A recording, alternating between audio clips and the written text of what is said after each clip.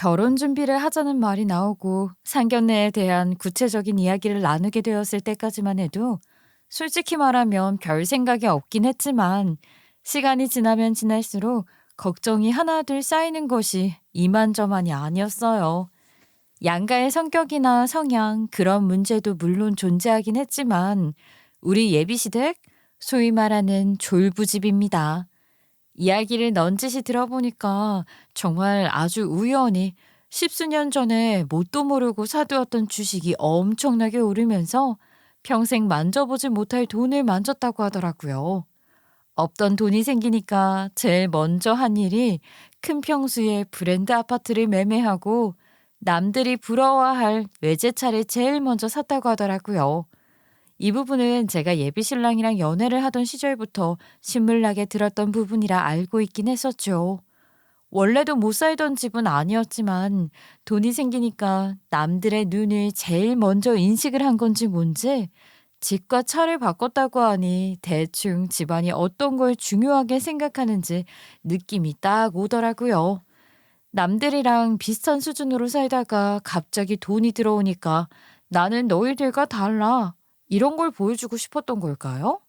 상견례를 하기 전에 예비시댁에 인사를 한번 드리러 갔었는데 예비 시어머니가 명품백 모으는 게 취미인지 뭔지 드레스룸에 명품백이 한가득 들어있더라고요.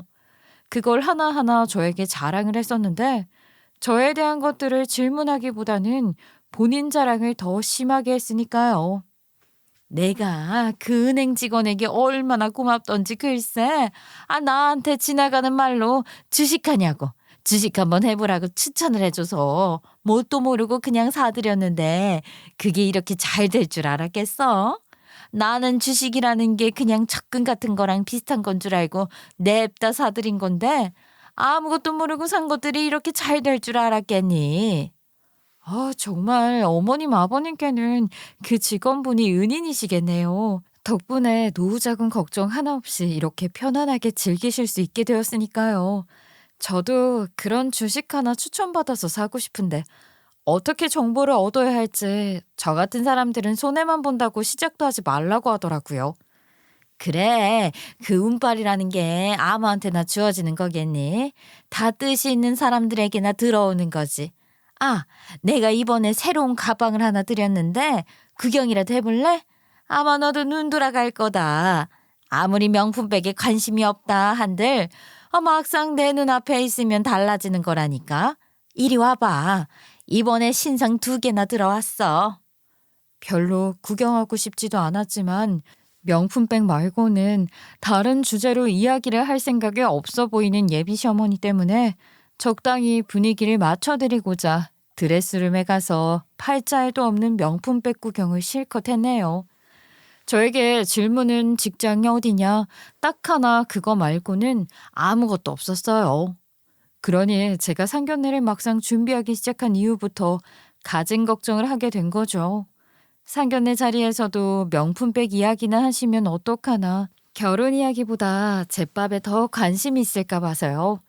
저희 부모님께서는 예비시댁과는 달리 정말 자수성가를 하신 분들이셨어요. 제가 아주 어릴 때부터 동네에서 삼겹살집을 작게 운영을 하시면서 생활을 하셨거든요. 동네 단골분들을 위주로 장사를 하는 가게였는데 그래도 뭐 적자 수준은 아니었고 저희 가족들이 먹고 살 수 있을 만큼은 버는 그런 가게였어요. 단골분들이 워낙 자주 찾아와 주시고 매상을 올려주셨기 때문에 가게에는 늘 손님들이 있었죠. 특히나 저희 친정아버지와 중학교 시절부터 절친으로 지내셨던 아저씨가 있었는데 그 아저씨께서 워낙 발이 넓으신 분이셔서 저희 아버지 가게 장사도 많이 도와주시곤 했었어요. 매출이 없는 날에는 일부러 사람들을 끌고 와서 회식 자리를 만들어 주시기도 했었고요. 저희 예비신랑 또한 친정이 삼겹살집을 한다는 것을 일찍부터 알고 있었고 저희 가게에 와서 삼겹살도 많이 먹고 그랬어요. 저희 친정이 규모가 큰 것은 아니었지만 작은 가게를 운영하고 있다는 것을 예비시댁에서도 다 알고 있었다, 이런 이야기죠. 예비신랑과 저는 날짜를 짜맞추면서 상견례를 언제 할지 깊은 고민에 빠져 있었어요. 아무래도 예비시댁 같은 경우는 모임도 작고 저희 친정은 가게를 운영하고 있었으니까 서로 편한 날이 맞추기가 쉽지는 않았거든요. 그렇게 머리를 맞대고 있던 와중에 예비 시어머니가 저에게 연락을 하셨더라고요. 내가 그냥 하는 소리는 아니고 막상 너희들이 결혼을 하겠다고 하니까 아우 내가 걱정이 좀 많이 되네. 아직 나이가 많은 것도 아닌 것 같은데 왜 이렇게 결혼을 빨리 하려고 하는지 말이야.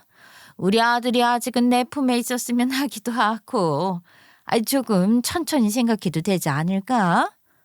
그렇게 말을 하시길래 솔직히 불안한 마음이 몇 배로 늘어나긴 했죠. 저희가 나이가 많은 것도 아니라고 하셨지만 사실 저희 둘 다 30대 후반을 향해서 달려가고 있었기 때문에 어떻게 보면 지금이 적기나 다름없다는 생각을 하고 있었거든요. 아무리 결혼을 늦게 하는 추세라고는 하지만 이세를 생각해서라도 30대 중후반에는 결혼을 해야 한다고 생각을 했고요.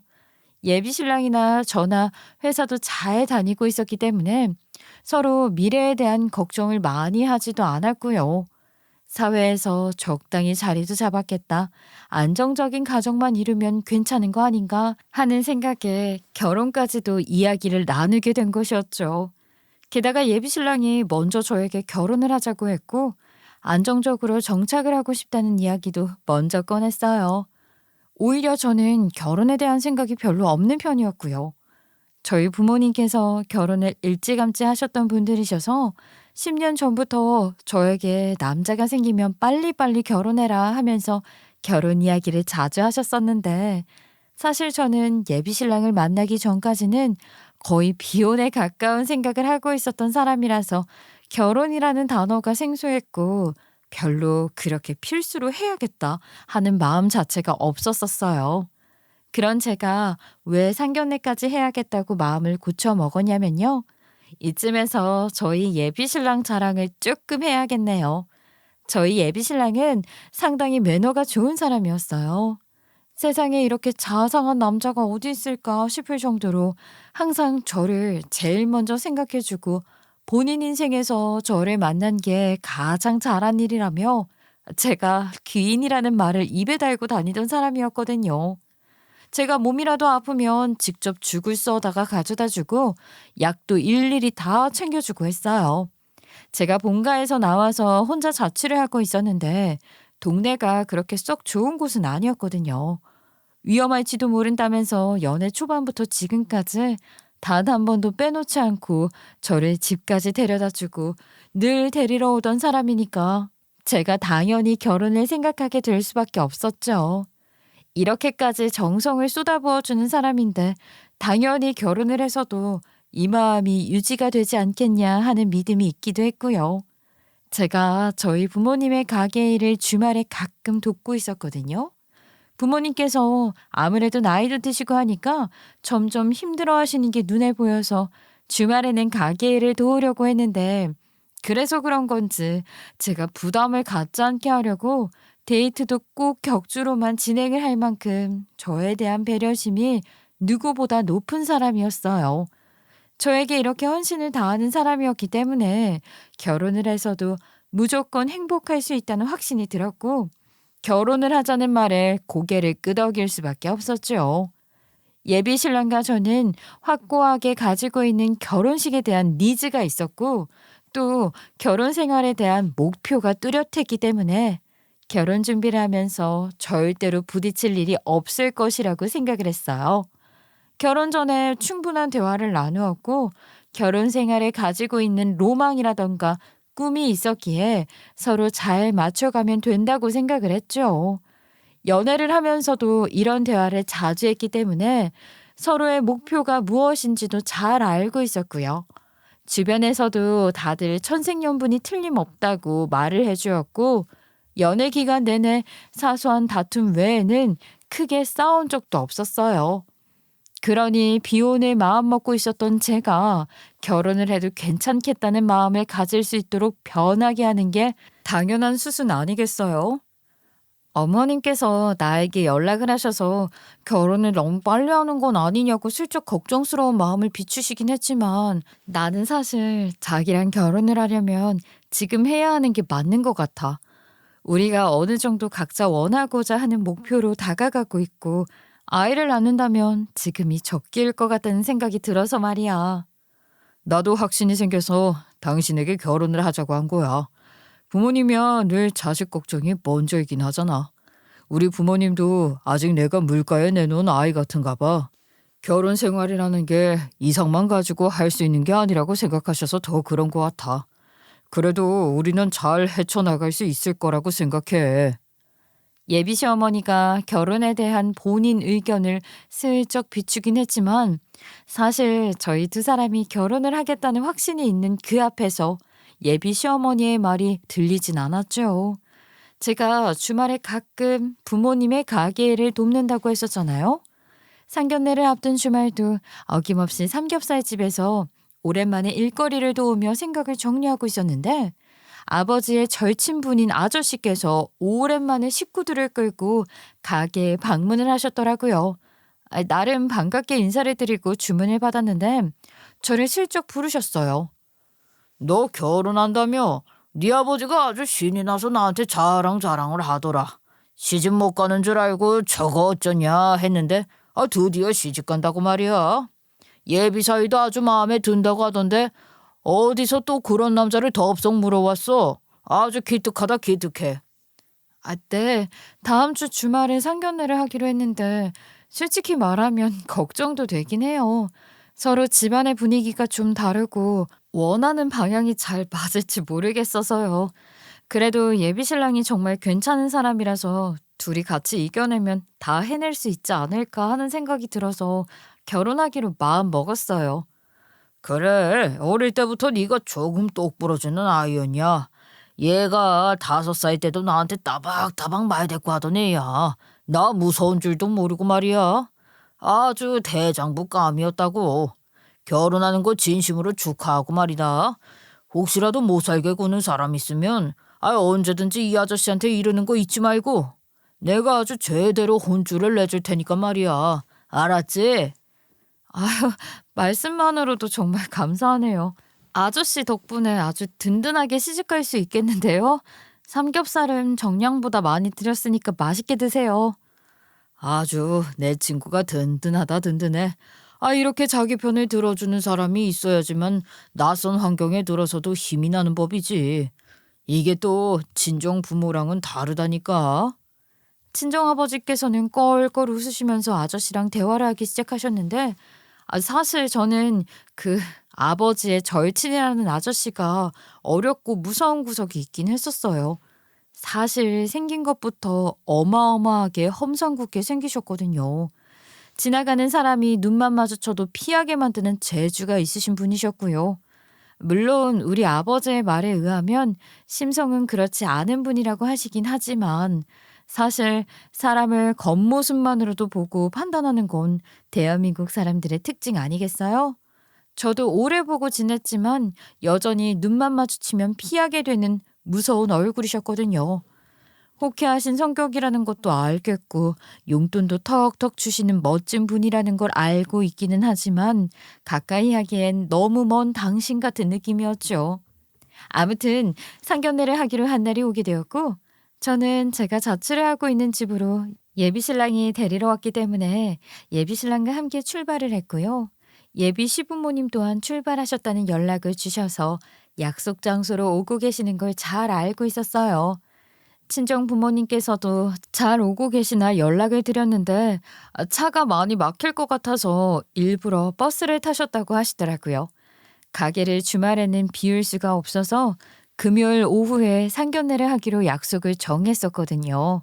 금요일에는 가게에 일을 하러 오는 아르바이트생들이 있어서 그나마 조금 여유가 있는 편이었어요.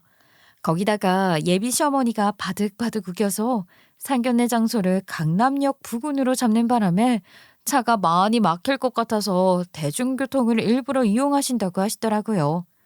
상견례 자리로 예약을 한 식당에 저랑 예비 신랑이 제일 먼저 도착을 했고 뒤이어 예비 시부모님이 도착을 하셨어요. 저희 부모님께서는 약속 시간이 다 되어 가자 불안하셨는지 저에게 차가 많이 막힌다고 문자 메시지를 보내주셨더라고요. 약속 시간보다 조금 더 늦을 것 같으셨나 봐요. 저 어머님, 아버님 기다리게 해서 죄송합니다. 저희 부모님께서 지금 근처까지는 다 오신 것 같은데 차가 많이 막혀서 조금 늦으실 것 같으세요. 그러니? 하긴, 여기가 강남역 부근이라서 차가 많긴 하더라. 그래서 우리는 조금 일찍 출발하긴 했는데, 여기 주차장이 협소해서 주차 자리가 남아있을지 모르겠네. 우리 차도 겨우 한 대 남는 자리에 주차를 하긴 했는데, 주차 자리 없으면 꽤 멀리 있는 곳까지 나가야 할걸? 그래서 저희 부모님께서는 버스를 타고 오고 계셔서 주차 자리는 크게 걱정 안 하셔도 될 것 같아요. 식사를 먼저 주문해 놓을까요? 어차피 코스 요일이라서 시간만 말하면 될 것 같은데요.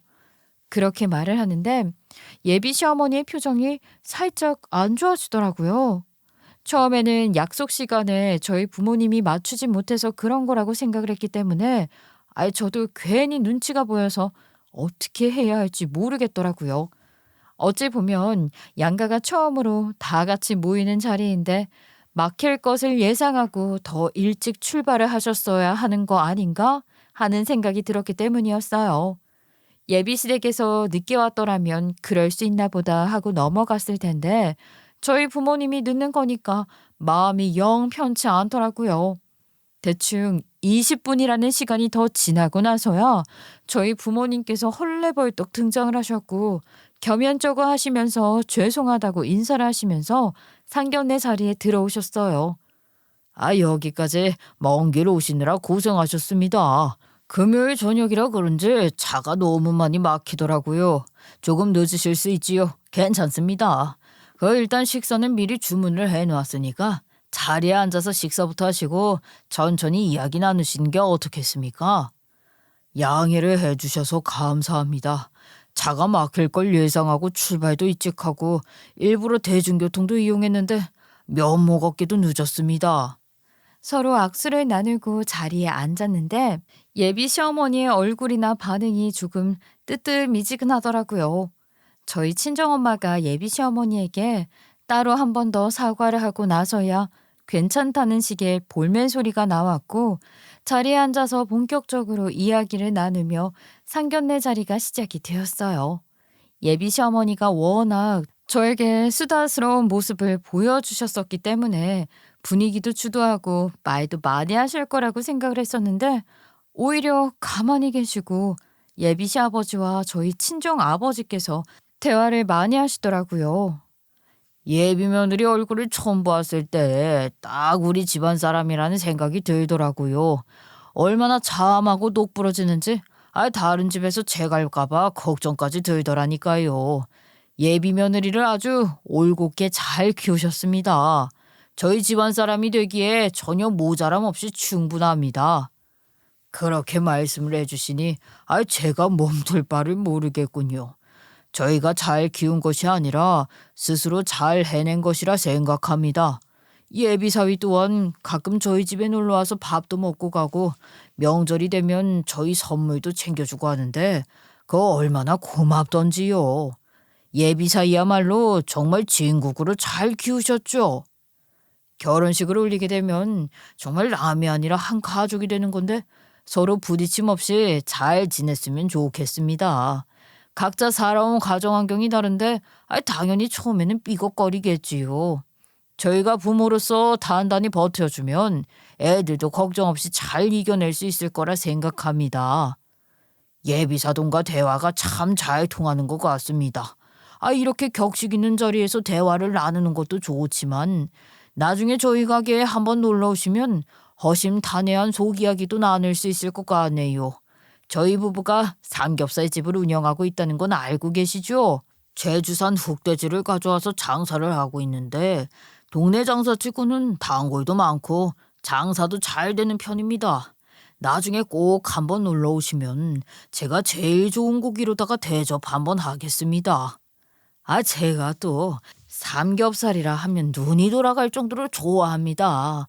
나중에라도 꼭 가서 먹어봐야겠네요.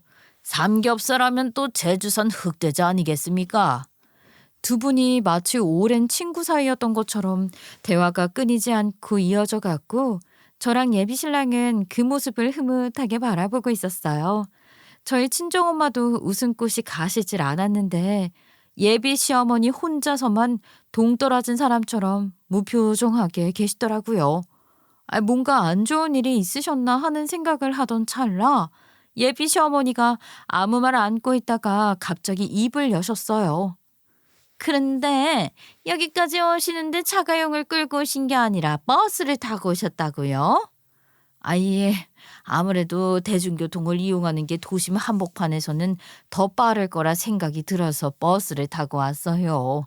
저희도 이렇게 늦을 거라고는 생각을 못 했었는데 다시 한번 늦어서 죄송합니다.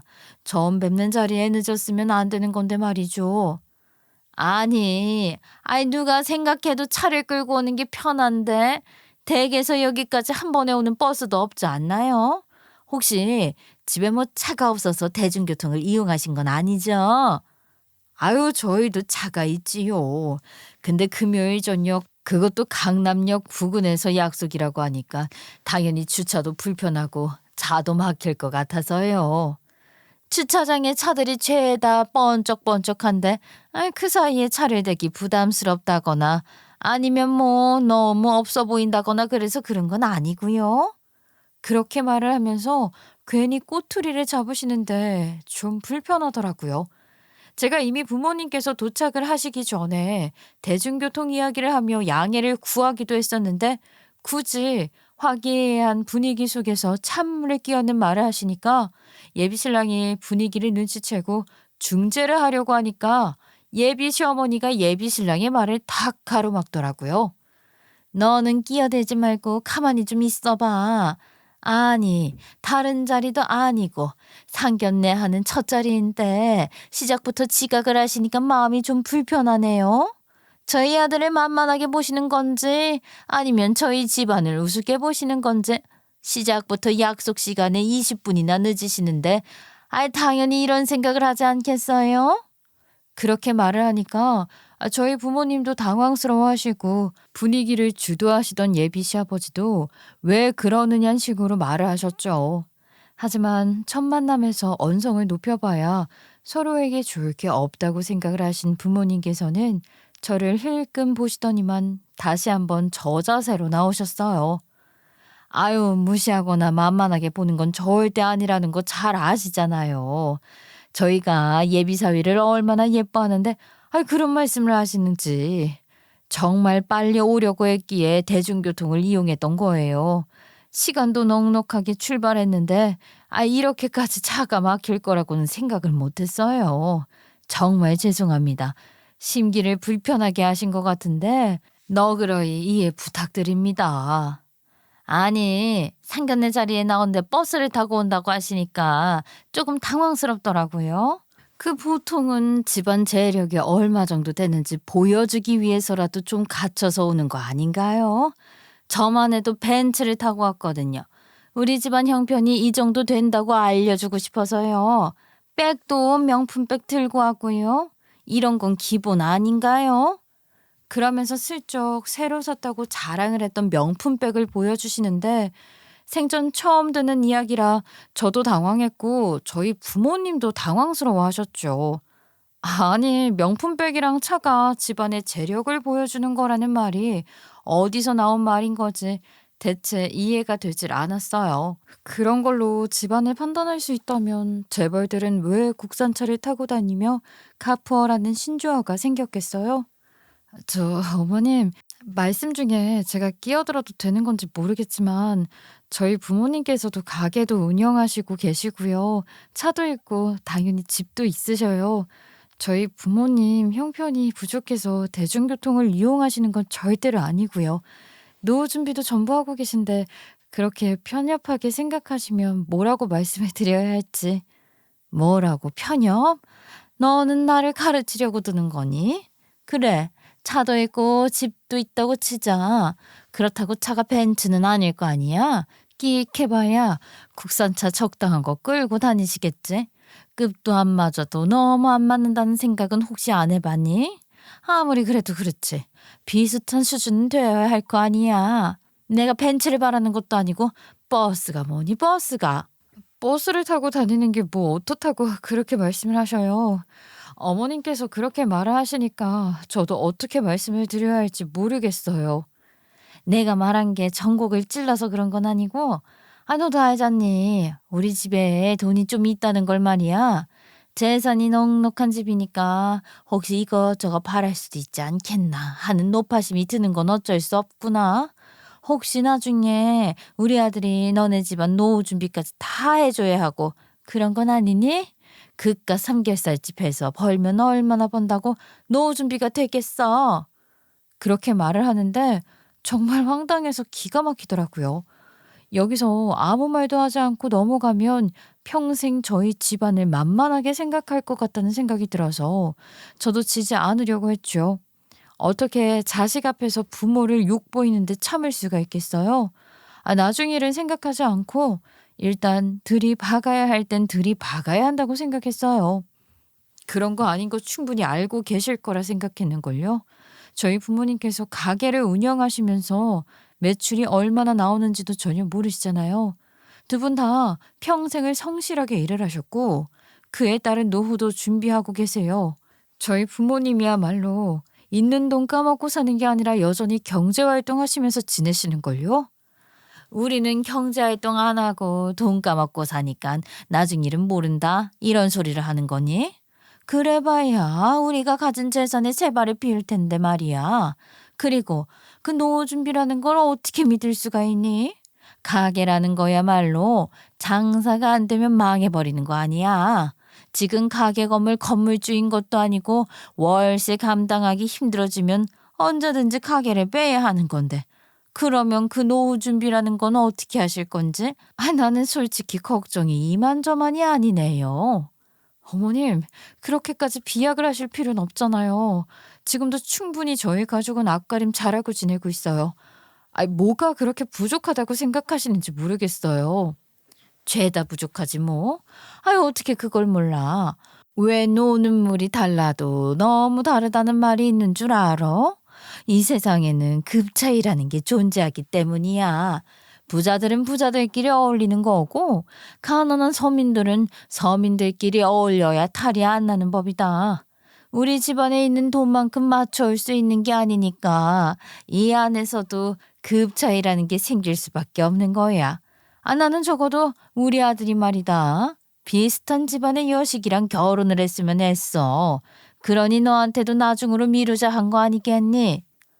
급 차이라니? 그게 무슨 조선시대 사상이에요? 신분제도가 있는 세상도 아니고 그런 식으로 말을 하시면 당연히 기분이 상할 거라는 걸 모르셔서 하는 말이세요? 기분이라도 상해야 자기 처지를 깨닫지 않겠니? 우리 아들 이야기를 들어보니까 운영하고 있다는 그 식당도 무척이나 작은 가게라고 하던데 동네 사람들을 상대로 단골 장사를 해봐야 그거 돈을 얼마나 번다고? 그것도 있어 보이게 소고기라도 팔면 몰라. 고작 삼겹살 팔고 있으면서 말이다. 그렇게 말을 하면서 있는 대로 저희 집안을 무시하시는데 제 기분은 당연히 점점 가라앉게 되었고 예비 시아버지와 예비 신랑은 그런 시어머니의 입을 막기 위해 노력을 했지만 예비 시어머니의 폭주는 멈춰지지 않았어요. 마치 미리 연습이라도 하고 온 사람처럼 줄줄이 말을 하는데 저희 부모님께서도 기분이 무척이나 상했는지 팔짱을 끼고 앉아서 시어머니가 하는 이야기를 듣고 계시더라고요. 저희 부모님을 욕보이는 집안이랑은 상대도 하기 싫다는 마음이 점점 올라왔고요. 제 쪽에서 이 대화를 끊고 자리를 떠나야겠다는 생각이 들었는데 글쎄 예비 시어머니가 먼저 선수를 치더라고요. 뭐 더 할 말 없으시죠? 이런 자리에서 계속 대화를 나눠봐야 서로 시간 낭비인 것 같다는 생각이 들어서 말입니다. 급이 안 맞는데 결혼은 무슨 결혼이야. 평생 우리 아들이 그쪽 집안에 돈만 퍼주다가 뭐 등골 휠 일 있어요? 파혼하시죠. 나도 영 마음에 차지 않았는데 다행이지 뭐야. 이렇게 빌미를 만들어주니까 제가 생각했을 땐요. 우리 아들이 참 자상하고 친절한 아이 같거든. 내가 그렇게 키웠으니까요. 우리 아들 급에 맞는 여자 구하는 거 어렵지 않을 것 같습니다만. 아유, 저희 딸이라고 뭐 부족한 게 있다고 자꾸 급 차이 이야기를 하시는지 모르겠네요. 이런 대화를 나누는 거 참으로 불쾌합니다. 파혼하자고 하신 말씀에 저도 동감이네요. 돈이라는 게 있다가도 없는 거고 없다가도 있는 건데 뭐가 그렇게 대단한 거라고 급을 운운하시는 건지. 없이 사는 사람들은 이 차이를 느낄 수가 없다니까요. 있는 사람들이 모여있는 물에 들어가 봐야 돈이라는 게 얼마나 대단한지 아는 거지. 그렇게 서로 비난하는 말이 오가기 시작했는데 예비 신랑도 포기를 한 건지 뭔지 그 사이에서 가만히 있더라고요. 저는 화를 내줄 거라 생각을 했고 예비 시어머니를 당연히 말릴 거라 예상했는데 가만히 앉아서 곰곰이 생각을 하고 있는 꼴이 마치 예비 시어머니의 말이 수긍이 간다는 듯한 행동처럼 보여서 기가 막혔죠. 예비 시어머니가 계속해서 저희 집안을 까내리고 무시하니까 그 잠깐 사이에 세뇌라도 당한 건지 뭔지 혼자 고민을 한답시고 얌전히 있는 꼴이 너무나도 실망스러웠고 돌이킬 수 없는 강을 건넌 기분이었어요.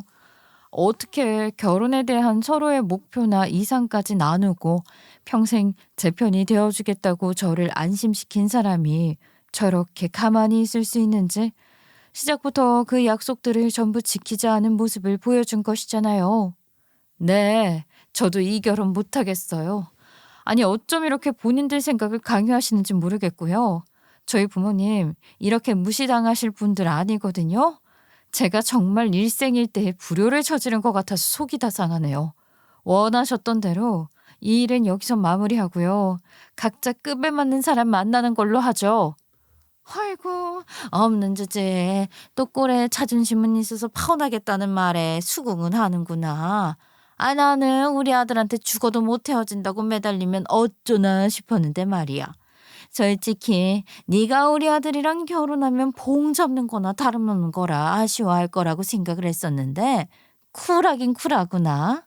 보기가 빠른 건 마음에 드네. 하지만 벤츠랑 경차가 어울릴 턱이 있니? 우리 집은 벤츠지만 너네 집은 국산 경차나 다름없는 집안이잖니. 삼겹살집 운영하는 게 뭐 그리 대단하다고. 정말 너도 가진 거 하나 없잖아. 알았으니까 이제 그만하시죠. 얼마나 대단한 집안 여식이랑 결혼을 하는지 궁금해질 지경이네요. 저는 더 이상 할 말 없습니다. 아이고, 중간에 왜 자꾸 내 말을 끊고 그래? 나 아직 할 말 더 남았어. 우리 아들보다 잘난 게 있는 것도 없고 생긴 게 대단한 것도 아니고. 그렇다고 뭐 우리 아들한테 도움이나 줄 수 있는 게 있어? 우리 아들 인생에 편승해서 살겠지. 너 같은 애들이 결혼하고 그 쥐꼬리 주는 직장 그만두고 남편한테 필부터 사는 거잖아. 요즘 말하는 취직 그거 아니니? 적어도 그 꼴은 내가 안 봐서 다행이라는 생각이 드네. 아무튼 이렇게 쉽게 포기를 해주어서 고맙구나. 듣자 하니 말씀이 지나쳐도 너무 지나치시는군요. 우리 딸을 그렇게 욕보일 필요가 있겠습니까? 적어도 내 딸은 이 결혼 안 하겠다고 하는데 말입니다. 그쪽 아드님이나 신경 쓰시지요. 집안에 돈이 있어봐야 얼마나 대단한 돈이 있다고 사람을 이렇게까지 면전에 대놓고 무시를 하는지 이해를 알 수가 없네요. 집에 벤츠가 뭐야. 명품백이라도 하나 들고 왔으면 몰라. 벤츠 타고 왔으면 내가 이런 취급을 했겠어요? 딱 대중교통이 어울리는 집안이니까 내가 이렇게 말을 하지. 아버지께서 부들부들 떨리는 몸을 애써 누르시며 이야기를 하시는데 예비 시어머니가 콧방귀를 뀌면서 말을 하더라고요. 예비 시어머니의 말이 끝나기가 무섭게 갑자기 아버지께서 어딘가에 전화를 걸기 시작하셨어요. 어차피 볼장 다 받겠다. 뭔 짓을 해도 말릴 생각은 없었지만 아버지께서 전화 통화를 하시니까 조금 당황스럽긴 하더라고요. 난데. 지난번에 내가 부탁했던 거 있지. 그것 좀 들어줄 수 있어. 지금 딱 필요할 것 같아서 말이야. 그래, 네가 생각하는 그거 맞으니까 지금 여기로 와줬으면 좋겠네. 여기가 어디냐면 강남역 부근에 있는 한정식 집인데 그래, 거기야. 그렇게 통화를 마치시고는 아무렇지 않게 앉아 계시는데 저는 이게 대체 무슨 일인가 싶더라고요. 예비 시부모도 그 통화가 뭔지 궁금했는지 저에게 슬쩍 눈빛을 보내는데 제가 뭘 알아야 말을 하던가 행동을 하던가 하지 않겠어요? 그냥 저도 잠자코 가만히 있었죠. 아무튼 뭐 파혼하는 걸로 마무리하는 걸로 하고 그래도 이 식사는 비싼 거니까 다 드시고 가시죠. 언제 이런 걸 또 먹어보겠어요? 천천히 식사 다 하고 깔끔하게 그 마무리합시다. 저는 밥이 코로 넘어가는지 입으로 넘어가는지 모를 기분이라 당장 일어나고 싶었는데 저희 아버지께서는 가만히 앉아 계시더라고요. 한 10분쯤 그렇게 정막 속에서 이도저도 아닌 상태로 버티고 있었는데 아버지께서 휴대폰을 확인하시더니만 일어납시다 한마디 딱 하시고는 일어나시더라고요. 예비 시부모는 아무렇지 않게 식사를 하다가 아버지께서 일어나니까 더 먹지도 못하고 알겠다고 하고는 일어나더니만 마지막까지 저의 오장육부를 뒤틀게 만드는 말을 하시더라고요. 아실 것도 없다. 너도 네 급에 맞는 사람 잘 만나서 시집 잘 가렴. 앞으로는 볼 일 없으니까 내가 마지막으로 덕담해 주는 거야. 알겠지? 그렇게 비웃음을 걸고 이야기를 하는데 예비 신랑이 고개를 푹 숙이고 아무 말도 못하고 모지리처럼 서 있더라고요. 그 모습에 마지막 남은 정, 미련이 전부 다 뚝 떨어지는데 정말 고마운 마음까지 들더라니까요. 만약 마지막까지 제가 아는 그 친절하고 자상한 모습을 보여주었다면 집에 가서 이불을 뒤집어 쓰고 펑펑 울었을지도 몰랐으니까요. 아무런 대화도 없이 그렇게 앞만 보고 걸어가고 있었는데 식당 주차장에 나가서 전 정말 너무나도 깜짝 놀라 뒤로 나자 빠지는 줄 알았습니다. 식당 주차장 입구부터 시작해서 내부 전부에 차가 지나갈 수도 없을 정도로 까만색 벤츠가 한 10대 가까이 줄을 늘어선 채로 길을 막고 있는데 예비 시부모도 당황해서 어쩔 줄 몰라 하더라고요. 아니 여보 우리 차를 어떻게 빼줘? 이렇게 차들이 주차장을 죄다 막고 있으면 아유 이 차들 빠지기 전에는 못 나가는 거 아니에요? 어디 회장님들이 식사라도 하러 오신 건가? 그렇게 구경거리가 난 듯이 보고 있는데 제일 앞에 있던 벤츠에서 누가 내리면서 아버지께 아는 척을 하시더라고요. 처음에는 긴가민가 했는데 가까이 다가오는 사람을 보니 우리 아버지의 중학교 시절부터 절친이라 했던 아저씨가 떡하니 다가오시는 게 아니겠어요? 그러면서 아버지께 차키를 내미셨어요. 야, 차 진짜 잘 썼다. 내가 네 덕분에 말이야. 형님들 사이에서 아주 기가 자랐어. 친구 좋다는 게 뭐냐. 너 아니었으면 어디 빌빌거리는 차 끌고 가서 망신당할 뻔했지. 그러면서 저에게 슬쩍 윙크를 하시는데 사실 저희 집 차 벤츠 아니거든요. 하지만 분위기상 눈치를 바로 챌 수 있었죠. 이게 바로 아버지께서 통화를 해서 꾸며낸 일이라는 것을요. 저도 이 연극에 동참을 해서 저희 집안을 무시했던 인간들에게 아주 본때를 보여주고 싶다는 생각이 들었어요. 아저씨, 아저씨가 저희 부모님 차를 가져가는 바람에 아빠가 괜히 무시만 당하셨잖아요. 아우, 제가 얼마나 속상했는 줄 아세요? 아이, 미안하다, 미안해. 아직도 무슨 조선시대처럼 차 가지고 핀잔 주는 몰상식한 인간들이 있을 거란 생각을 내가 했겠냐? 그래서 내가 차 돌려주러 여기까지 온 거잖냐. 온 김에 우리 식구들한테도 인사 받아라. 내가 소개해줄게. 야들아 뭐하냐. 내 친구가 여기 있는데 인사드려라. 여긴 내 생명의 은인이나 다름없는 인생 절친이다. 그렇게 말을 하니까 뒤에 줄줄이 서 있던 벤츠들에서 까만색 양복을 입은 누가 봐도 어깨 아저씨들로 보이는 험상궂은 인상의 남자들이 우르르 내렸어요. 그러더니만 하나같이 줄을 딱딱 맞춰서 아저씨 뒤에 서더니만 저희 형님을 보살펴 주셔서 감사합니다 하고 인사를 꾸벅 하는데 예비 시부모 그 인간들이 놀래서 어쩔 줄 몰라 하더라고요. 정말 그 범죄와의 전쟁에 나올 법한 어깨 아저씨들이었거든요. 얼굴에 막 상처도 있고 몸뚱이도 거대해가지고 딱 봐도 개기면 죽는구나 하는 느낌이 나는 아저씨들이었고요.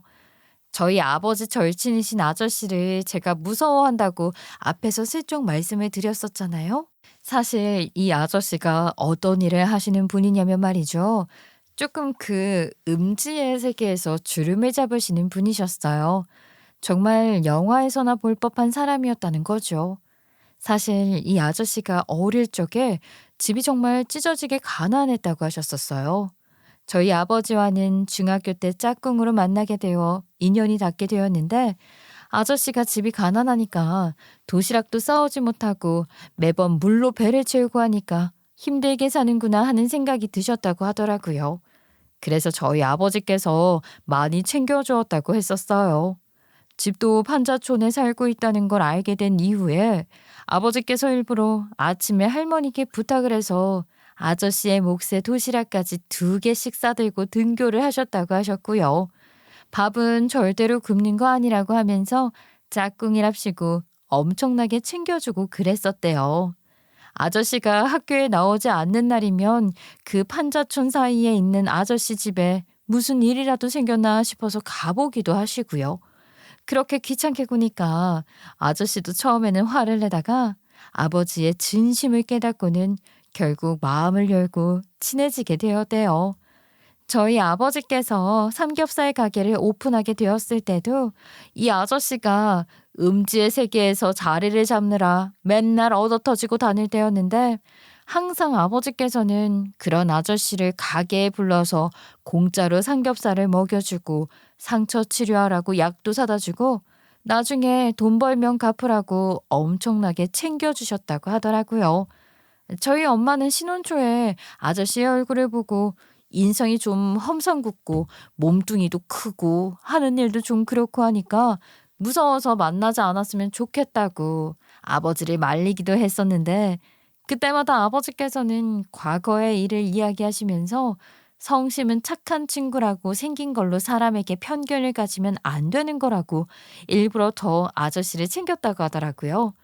결국에는 친정엄마도 점점 아저씨에게 마음을 열게 되었고 시간이 지나면서 아저씨가 그 세계에서 자리를 잡고 돈을 좀 만지게 되니까 저희 부모님의 식당에 맨날 어깨 동생들을 데리고 와서 밥도 사 먹이고 매출도 늘려주고 가게 장사가 안 되어서 힘들 때였을 때는 금전적으로 도움도 주셨다고 하더라고요. 음지의 세계에서 정말 높은 자리까지 올라가게 되고 돈이라는 게 펑펑 써도 남게 될 정도로 재산이 생기니 아버지 식당에 있는 건물도 직접 매매를 해서 월세도 안 받고 지금은 가게를 운영할 수 있도록 도움을 주고 계시고 있고요. 이번 상견례 자리에서 예비시댁이라고 부르고 싶지도 않은 그 사람들이 돈을 가지고 무시를 하니까 일부러 아저씨에게 연락을 해서 이런 상황을 만든 것이었어요. 저희 아버지께서 어떤 상황에 있든 곤란한 일을 겪으면 언제든지 2팔을 걷고 달려와서 도와주셨었으니까요. 이번에도 마찬가지로 도와주신 거였죠. 어깨 동생들이라는 사람들이 줄줄이 딱딱 맞춰서 저희 아버지께 90도로 인사를 하는데 예비 시부모가 벌벌 떨지 않고 어떻게 베기겠어요? 아이 맞다. 그쪽 벤츠인지 뭔지를 여기 주차장에 주차했다고 했죠.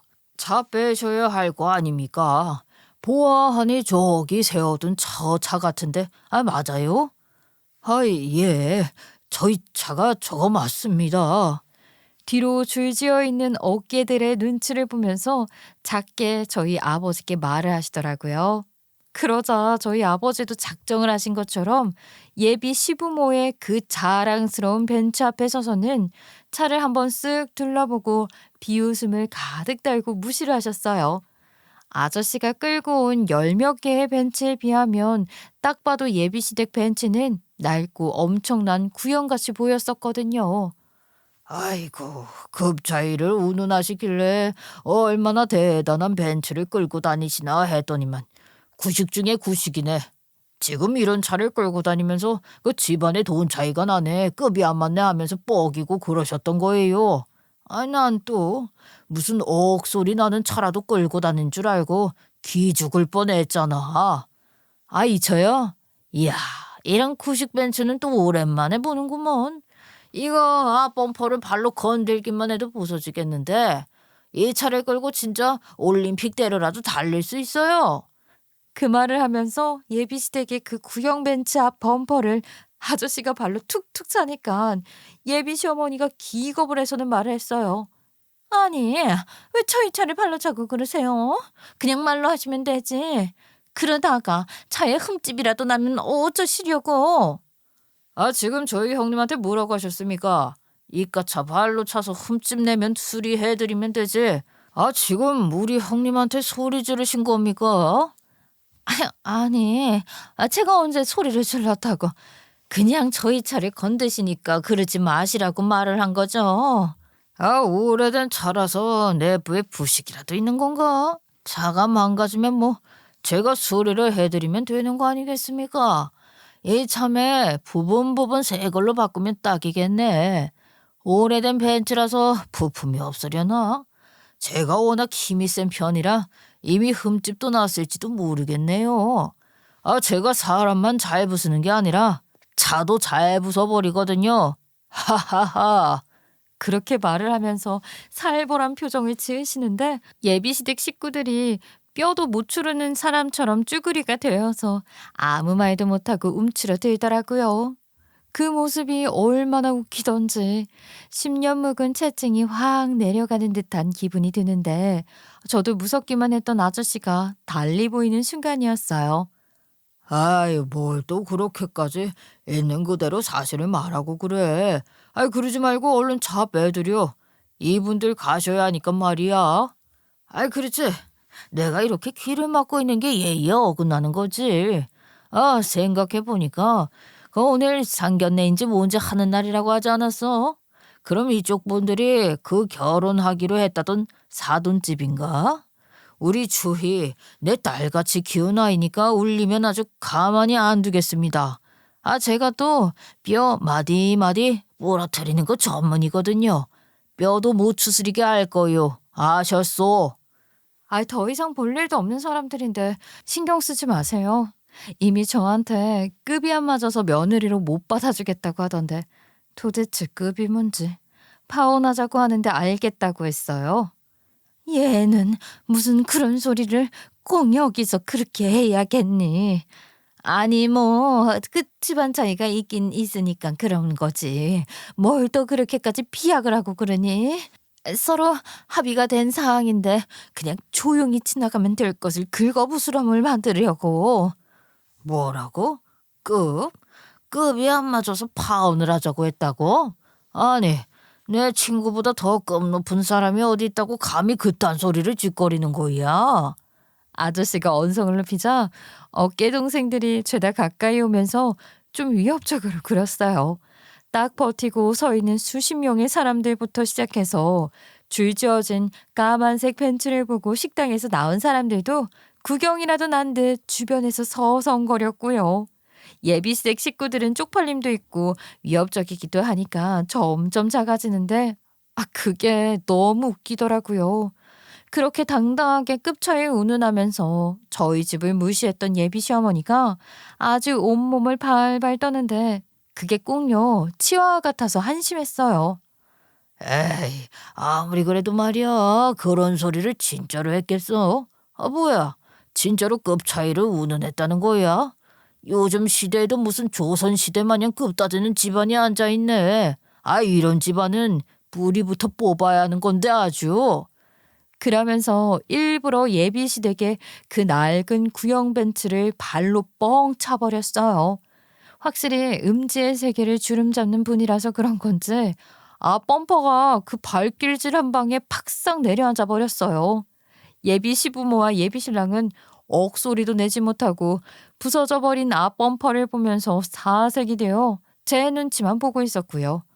아이고, 살살 발로 친 건데 이게 부서졌네. 그 보험 처리하긴 좀 그렇고 여기로 연락하시면 내가 변상하겠습니다. 내가 또 이런 거 확실하게 처리하거든. 예전 같았으면 이런 요구하는 사람들 땅에 목만 빼놓고 그랬을 텐데 내가 나이도 있고 돈도 있고 하니 마음이 너그러워지더라고. 꼭 연락하셔. 그렇게 말을 하면서 예비 시아버지 손에 아저씨 본인의 명함을 억지로 들려주니까 뭐 찍소리 못하고 고개만 끄덕이시더라고요.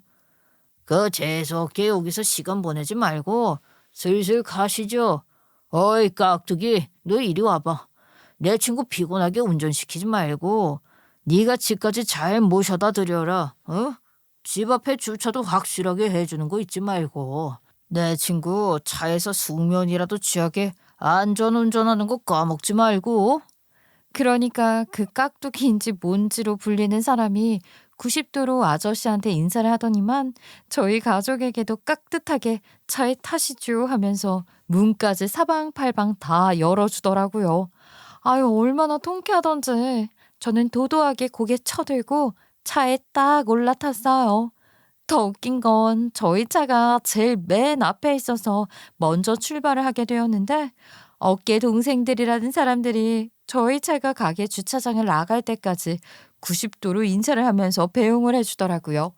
그렇게 빠져나오니까 상당히 힘을 좀 쓰는 사람처럼 느껴지고 아이 뭔가 가슴속 깊이 웅장함이 벅차올랐달까요? 그날 저녁에 집에 도착을 하자마자 예비신랑이랑 나누었던 대화들도 전부 지워버리고 받은 선물들부터 시작해서 편지 같은 잡다한 것들까지 태워버리려고 준비를 하고 있는데 예비신랑에게 연락이 오더라고요. 사과라도 하려나 하고 받았더니만 헛소리를 하대요. 아유 어쩜 그런 사람들이랑 엮여있는 집안이라는 거 갑족같이 속일 수가 있어. 하마터면 저 세상으로 가버리는 줄 알았네. 속일 게 따로 있지 그런 걸 속여. 너무나도 충격적이고 우리 두 번 다시는 연락하지 말자. 서로 겹치는 지인들에게는 그냥 적당히 파혼했다고 둘러대자고. 알겠어? 누가 누구한테 할 소리를 그렇게 신박하게 해. 급 차이 운운하면서 사람 무시하는 집안인 줄 알았으면 애초에 결혼에 대한 생각을 하지 않았을 거야. 너나 나한테 연락하지 마. 너 같은 몰상식한 인간이랑 결혼을 생각했다는 것 자체가 수치스러우니까. 너 한 번만 내 눈에 띄면 아까 본 그 아저씨들 있지? 죄다 네 멱살 잡으러 간다니까. 내가 다니는 곳에는 얼씬도 할 생각하지 말라고. 우연이라도 너 마주치면 너 죽고 나 사는 거야. 알겠어? 그렇게 말을 하니까 굳이 차단을 하지 않아도 두 번 다시는 연락이 오지 않더라고요. 겹치는 지인 모임에서도 자연스럽게 그 인간이 꼬랑지 내리고 빠지게 되었고요. 나중에 들은 이야기인데 예비시대 그 인간들이 차 수리비 요구도 안 했다고 하더라고요.